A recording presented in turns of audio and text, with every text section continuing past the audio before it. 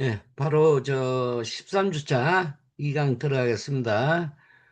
조금 쉬시죠? 예, 시작할게요. 이번 시간에는 장애와 가족에 대해서 같이 한번 살펴보겠습니다.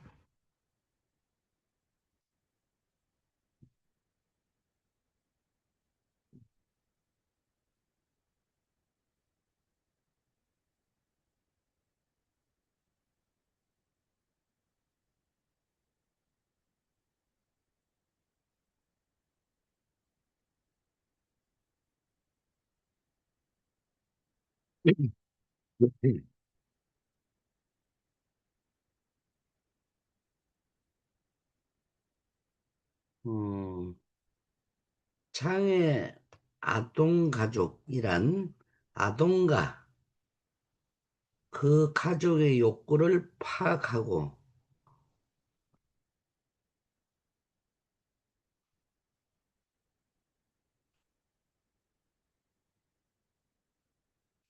이러한 욕구를 충족시킬 수 있는 다양한 자원과 서비스를 확인하여 가족의 기능을 강화하는 방향으로 지원을 얻도록 함으로써 가족의 자녀에 대한 참여 능력을 갖추게 하여 자녀의 발달을 촉진하고 가족 구성원의 복지를 향상시키는 것을 의미한다. 가족 지원은 가족에 의한 비혼 가족에 대한 지원, 가족과 함께하는 지원으로 나눌 수 있습니다.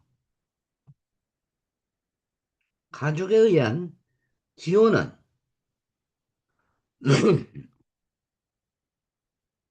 가족의 욕구를 어, 가족 구성원 스스로 해결해 나가는 방식으로 가족 자원을 활용하는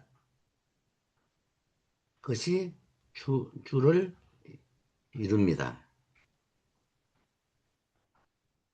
가족에 대한 지원은 장애 아동과 함께 살아가는 가족이 원하고 바라는 것에 대한 직접적 지원을 말합니다. 가족과 함께하는 지원은 지역사회를 근간으로 지역사회 지원으로 장애 아동 가족의 생활을 지원하는 것을 의미합니다. 이와 같은 장애 아동 가족 지원은 몇 가지 장점이 있는데, 첫째,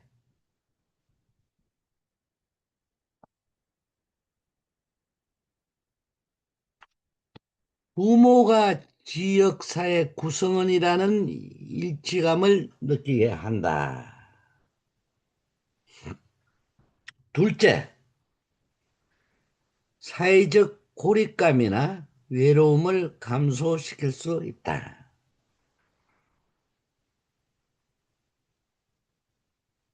셋째, 부모나 가족들이 장애 아동의 복지에 대해 효과적인 결정을 낼 수 있는 지식이나 기술, 기회, 권한을 부여받을 수 있다. 넷째, 의사나 교사, 심리학자들로부터 경험을 얻어 아동에 대한 정보를 얻을 수 있게 한다.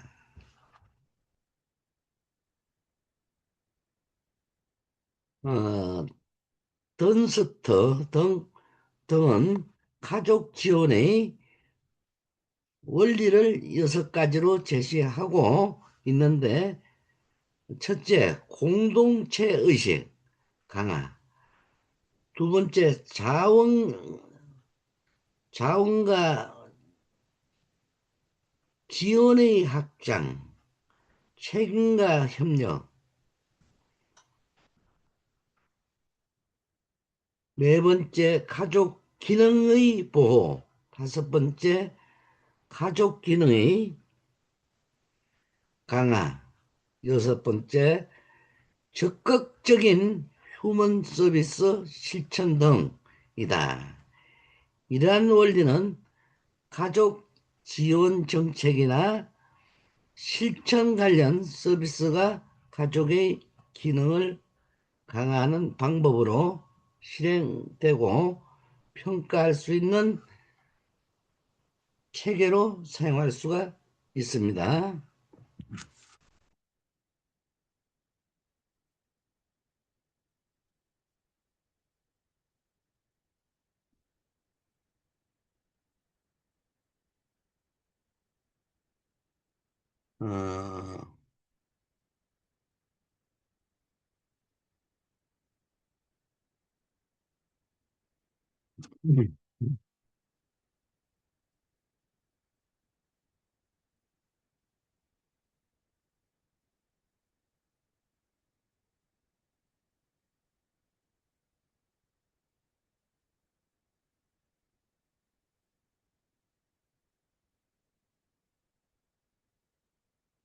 어, 영유아기 태어나서 출생부터 7세까지를 이야기하는 겁니다. 영유아기의 장애 아동은 그 이후에 장애가 발생한 경우와 매우 다른 경험을 하게 된다. 인지 능력이 충분히 발달하기 전에 신체 또는 지적 장애가 발생, 비장애 아동들과 다른 발달을 경험하기 때문이다.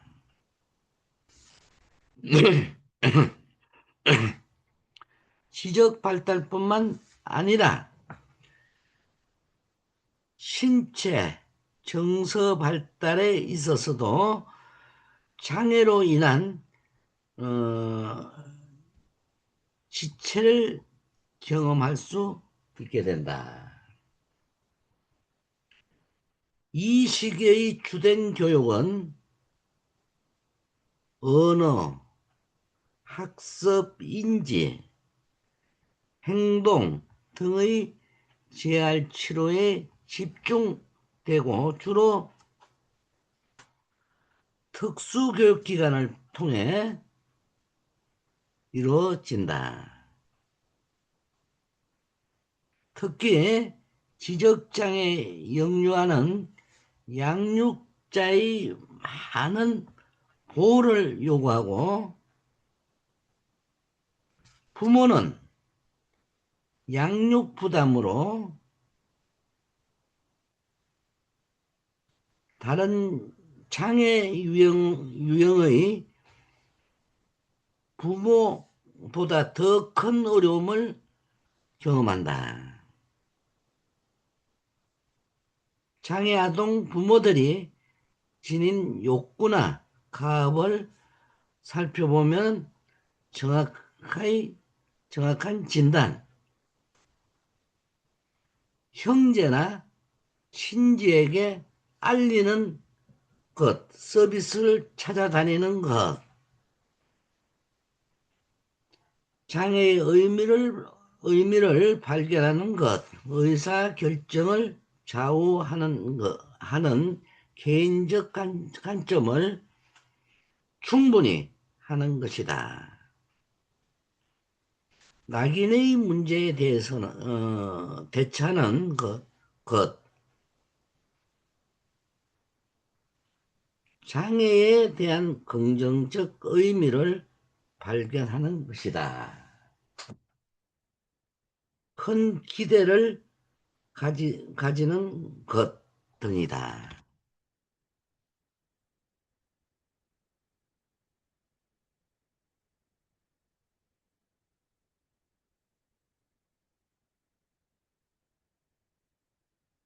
그래서 PPT 나온 걸 보게 되면은 인지 능력이 충분히 발달하기 전에 신체 또는 지적 장애가 비장애 아동들과 다른 발달을 경험한다. 지적 발달뿐 아니라 신체, 정서 발달에 있어서도 장애로 인한 지체를 이 시기에 주된 교육은 언어, 학습, 인지, 행동 등 재활 치료에 집중되고 주로 교육 기관을 통해 이루어진다. 특히 지적장애 역류하는 양육자의 많은 보호를 요구하고 부모는 양육 부담으로 다른 장애 유형의 부모보다 더 큰 어려움을 경험한다.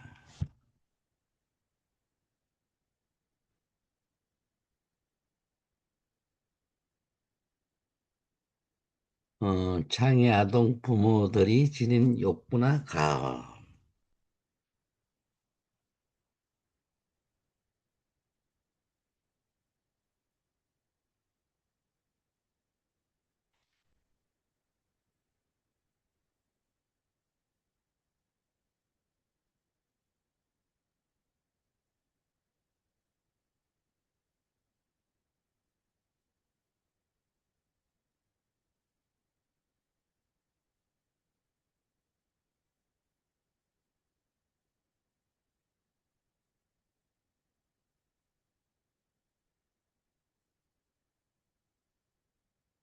정확한 진단 형제나 친지에게 알리는 것, 서비스를 찾아다니는 것, 장애의 의미를 발견하는 것, 의사결정을 좌우하는 개인적 관점을 분명히 하는 것, 낙인의 문제에 대처하는 것, 장애에 대한 긍정적 의미를 발견하는 것, 큰 기대를 가지는 것 등이다. 학령기,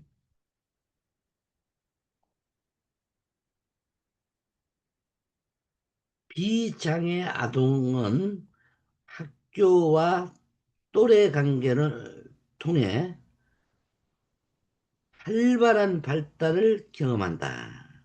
그러나 장애 아동은 신체 발달상 2, 3년 정도 지체를 보일 수 있으면 인지적 측면에서 주의 반응이나 주의 집중 시간이 짧고 단기 기억력이 부족해서 교사, 이웃으로부터 장애에 대해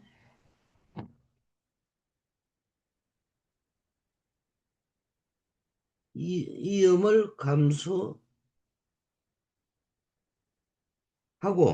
도전해 보는 행동이 자의적, 타의적으로 방해받기도 하므로 다양한 경험이 어려울 수 있다. 이 시기에 장애 아동 부모들의 욕구나 가원 기능 수행을 위해 일상적 생활을 조정하는 것이다. 교육 관련 문제들에 정하는 것, 일반 학급, 통합과 특수학급 분리에 따른 문제를 분명히 하는 것, 개별화 교육 회의에 참석하는 것, 지역 사회 지원을 찾고 활용하는 것이다. 교과목 이의 아동의 활동을 조정하는 것 등이다.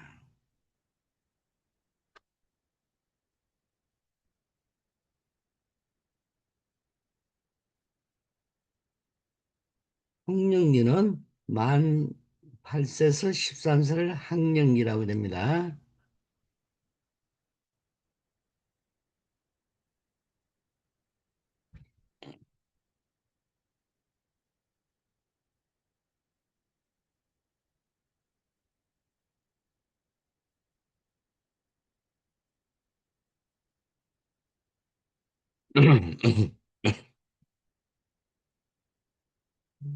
장애아동 부모들이 지닌 욕구나 가업에 대해서 적어놓은 건데, 가족 기능을 수행을 위해 일상적 생활을 조정하는 것이다. 교육 관련 문제들에 정하는 것이다. 일반 학급, 통합과 특수학급 분류에 따른 문제를 분명히 하는 것. 개별화 교육회의에 참석하는 것. 지역사회 자원을 찾고 활용하는 것이다. 교과목 외에 아동의 활동을 조정하는 것 등이다.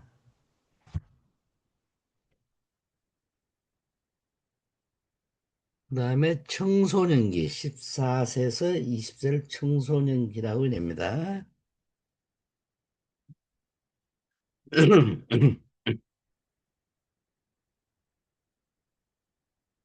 청소년기는 자기 정체성을 수립하여 다양한 신체적, 성적, 사회적 변화를 경험하는 시기지만, 장애 청소년들은 독립된 자아 형성과 자기 정체성 확립에 많은 방해물을 만나게 된다.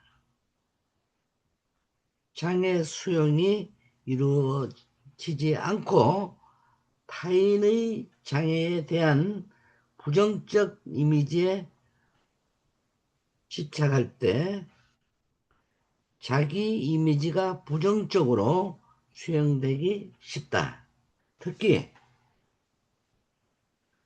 대인관계나 사회 기술이 충분히 염습되지 않았을 경우 더 많은 혼란과 침체를 경험하기도 한다. 이 시기에는 비장애 청소년 등과 마찬가지로 진로나 적성에 대한 고민과 함께 적절한 지도가 제공되어야 하는데, 장애 청소년에게 전환기 교육이 부재한 우리나라에서 사회적으로 요구되는 가업으로 인한 압박감을 경험하게 된다.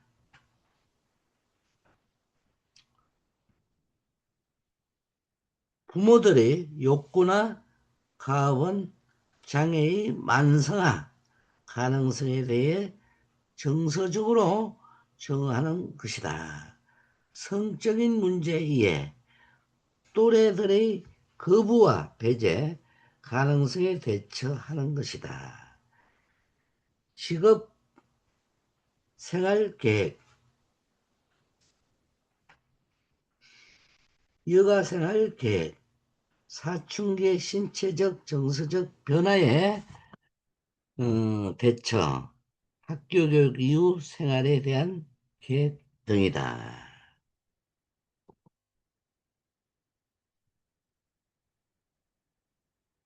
요거는 장애 아동 부모들이 지닌 욕구나 가업에 대해서 살펴보겠습니다.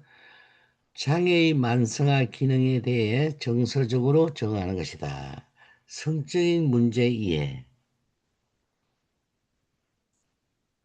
또래들의 거부와 배제 가능성에 대처하는 것, 직업생활 계획, 여가생활 계획, 사춘기의 신체적, 정서적 변화에 대처, 학교 교육 이후 생활에 대한 계획 등이다.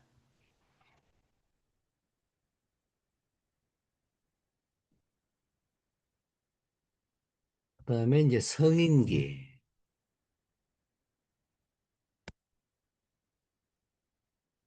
성기는 20세 이후를 이야기하는 거죠.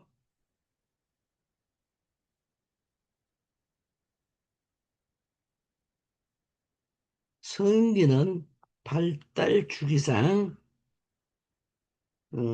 심리, 경제, 사회적으로 독립하여 생활하게 되는 단계다. 그러나 특수학교 졸업 이후 마땅히 직업이나 진로를 찾지 못한 경우에는 시설 입소나 사회적 역할 없이 가정에서 어, 지내는 경우가 많다. 최근에는 작업 재활 프로그램이 활성화되어 많은 장애 성인들이 직업에 진출하고 있지만 결혼이나 임신, 출산, 육아 기회를 갖기 어렵다. 특히 지적장애인의 경우 신체 발달에 비해 지적 능력이 부족하기 때문에 이에 대해 부모나 장애인 당사자가 정하는 데 어려움이 있다. 이 시기에는 자립을 위한 직업훈련과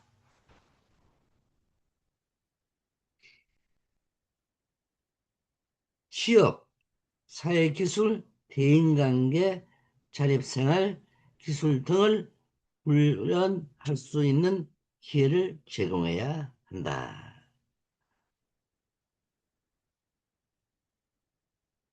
장애 아동 부모들의 욕구나 가업은 후견인 준비, 적절한 주거 형태 구성,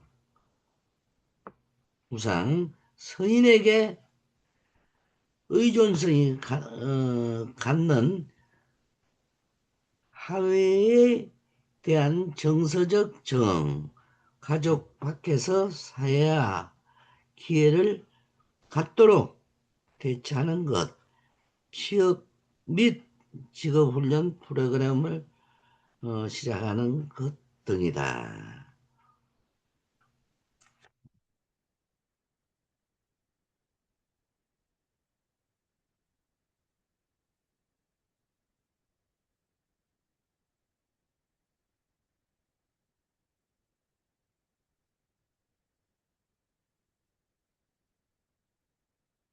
음. 장애 아동 부모들이 지난 욕구나 가업, 후견인 준비, 적절한 주거할 형태 구상, 성인에게 의존성을 갖는 함의에 대한 정서적 정, 가족 밖에서 사회와의 기회를 갖도록 대처하는 것이다. 취업 및 직업훈련 프로그램을 시작하는 것 등등이다.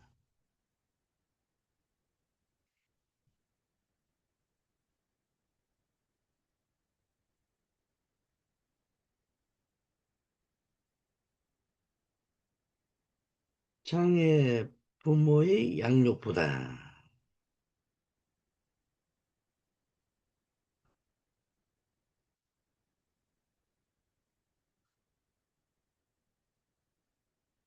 부모가 장애를 가지고 있지만 자녀는 장애를 가지고 있지 않는 경우 장애 부모 신체적, 심리적, 경제적으로 다양한 어려움을 경험할 수 있다.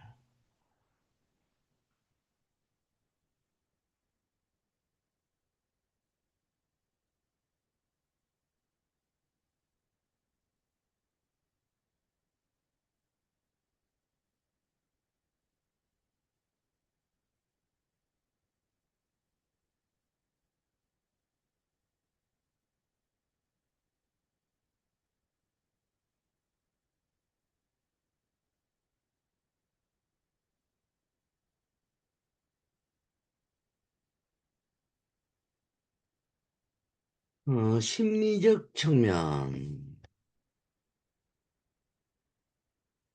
장애 부모는 임신하면은 심리적 어려움에 부딪힌다. 여성 장애인이나 배우자의 모두 장애를 지닌 경우 아이를 갖게 되면 적극 지원해 주기보다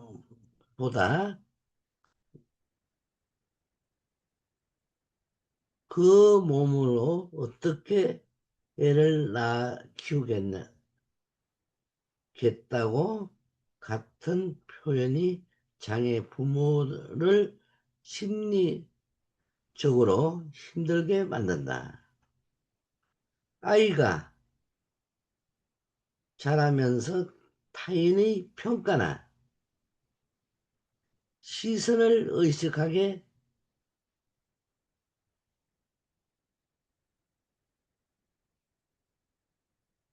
되고 아이가 장애를 가진 부모를 부끄럽게 생각하지 않을까 하는 두려움을부터 공부하는데 충분히 뒷받침해 주지 못한다.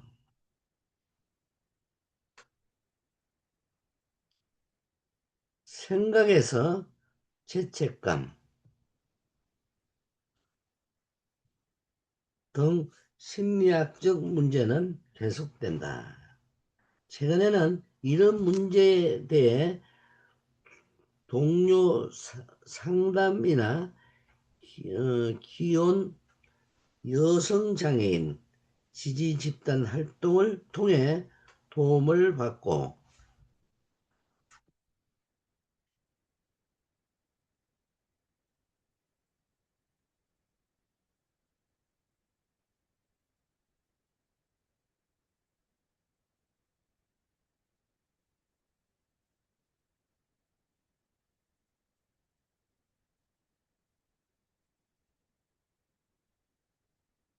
장애인이 늘어나고 있지만 이런 모임을 지역사회 내에서 찾아보기가 어렵고 시각, 청각 장애를 지닌 부모들은 정보 접근성이 취약하므로 온라인 상에서의 동료 상담이나 지지 모임 참 쉽지 않는 것으로 나타난다.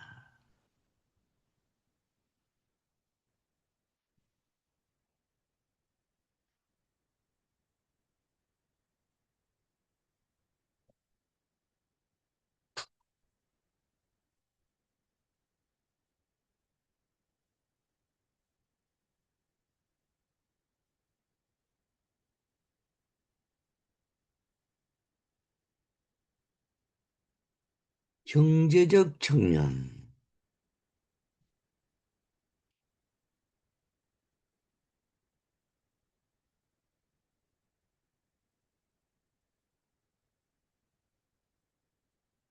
장애 가구는 소득이 낮은데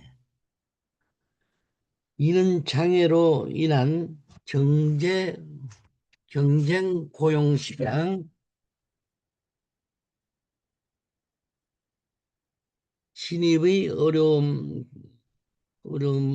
적은 교육 기회로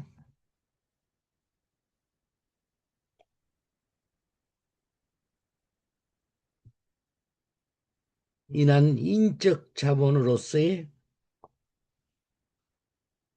낮은 경쟁력, 장애인 고용을 회피하는 고용주나 기업 문화 등의 원인에서 찾아볼 수 있습니다. 현재 기초생활보장,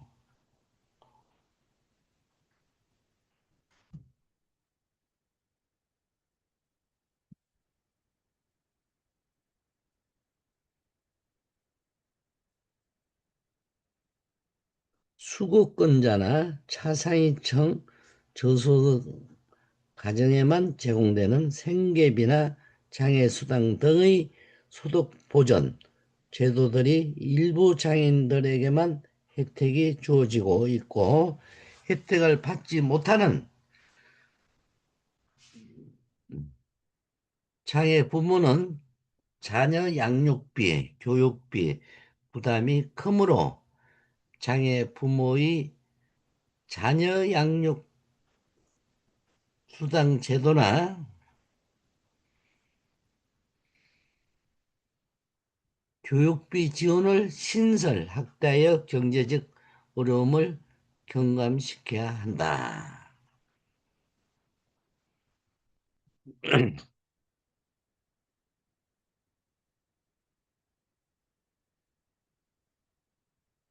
장애 아동의 비장애 형제 토마스 팩이 장애 아동의 비장애 형제가 겪을 수 있는 감정으로 두려움, 외로움, 분노, 적개심, 당혹스러움, 질투심, 죄의식, 좌절감을 들고 있습니다. 비장애 형제가 경험하는 부정적 감정들은 스트레스를 주기 때문에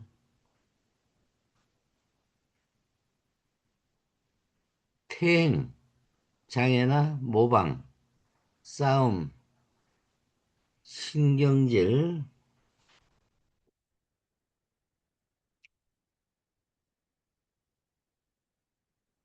거짓말, 도벽 등의 문제 행동을 나타낼 수 있습니다.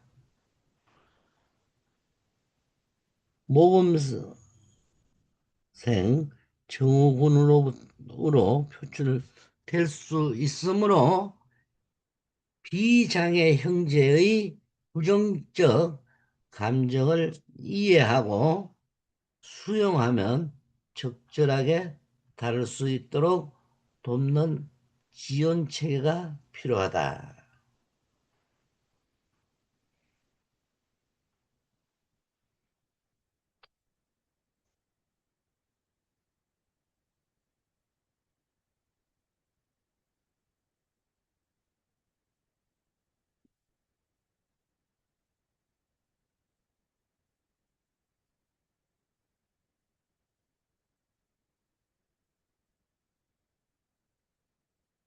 어, 장애가족 지원정책 현황. 첫째, 경제적 지원은 저소득 장애인에 대한 의료비, 자녀 교육비, 장애, 아동수당, 보장구, 생계비 지원을 통해 이루어지고 있다. 경제적 지원 제도의 대부분은 수급권자와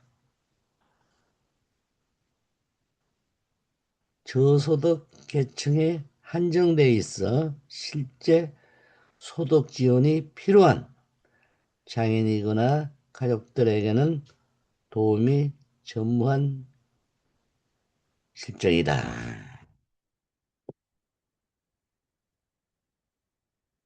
둘째, 사회적 지원은 장애인 복지관과 지역 재활 시설에서 실시하는 프로그램을 통해 장애인과 가족의 사회활동과 적응을 지원하고 있다.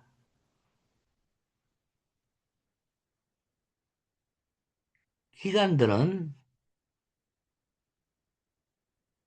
기관들을 통해 장애인 아동의 재활치료 프로그램 및 부모들의 양육 스트레스를 경감시키기 위한 지지 집단이나 교육,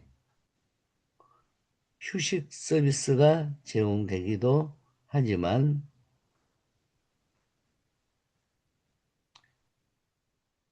양적, 질적으로 많은 개선이 필요한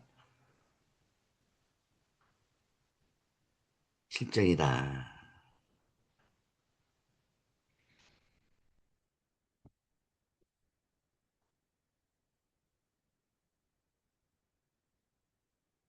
장애가족 지원 정책의 과제.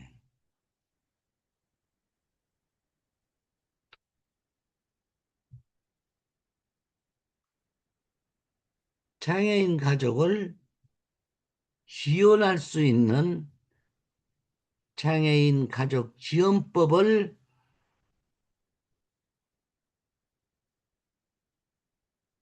제정하여 공식적으로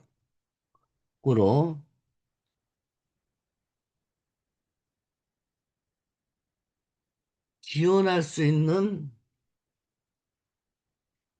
현금 및 현물 급여의 수준을 향상하고 각종 부양 부담 경감을 위한 서비스를 제공해야 할 법적 의무 체계를 명시해야 하면 장애 부모를 둔 자녀에 대한 지원책이 마련되어야 한다.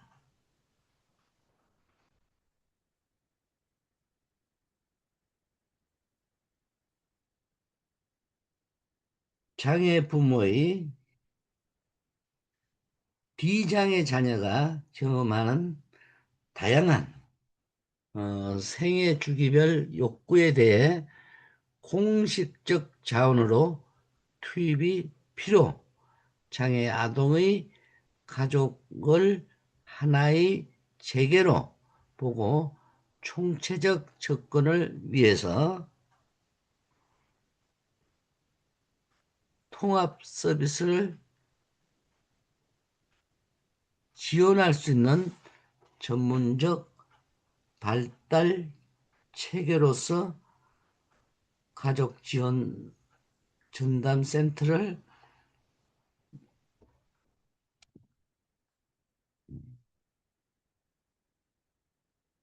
시군구 차원에서 설치하는 것이 필요하다.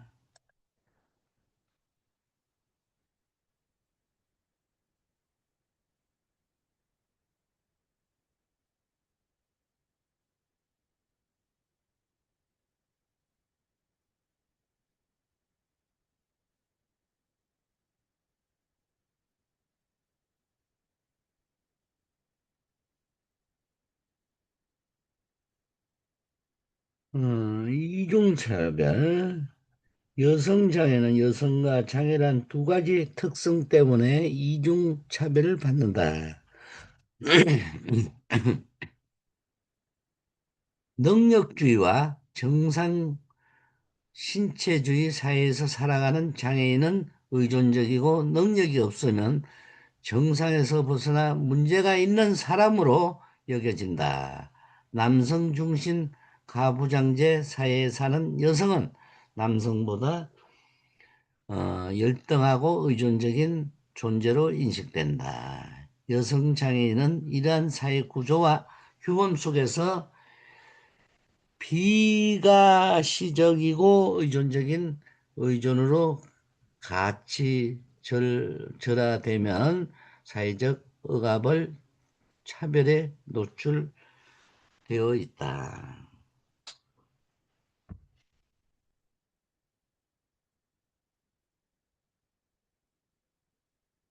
여성 장애인은 교육이나 직업, 결혼, 여가 등에서 배제되기도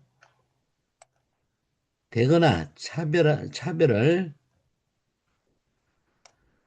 받는 경우가 많았고, 이러한 차별이 사회, 경제, 문화적 불이익으로 연결되어